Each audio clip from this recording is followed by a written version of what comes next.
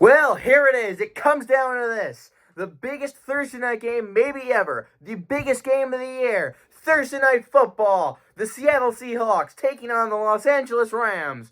Both teams are 11-3. Control of the NFC West. Control possibly of the 1 seed in the NFC. Comes down to this game tonight. What a matchup. Matthew Stafford, Puka Nacua, Jared Verse, and that Rams defense going up against a revitalized Seattle team. Sam Darnold, JSN, and let's talk about that Seattle defense.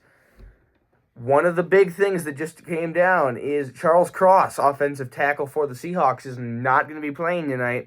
That is not good news for Seattle. Sam Darnold was under pressure, particularly early in that Colts game, and with how good that defensive line is for LA, Sam Darnold's going to be under pressure during tonight's game.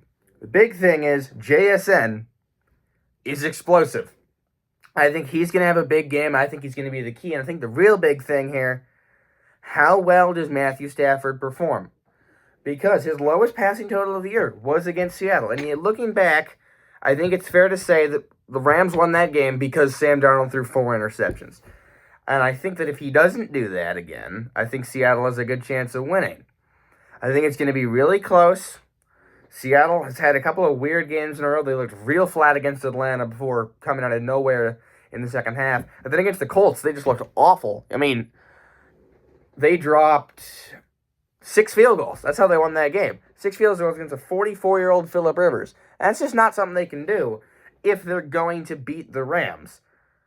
LA has also looked concerning. Sure, they destroyed Arizona, and they did beat a Lions team, but they really did not look good in the first half of that Lions game.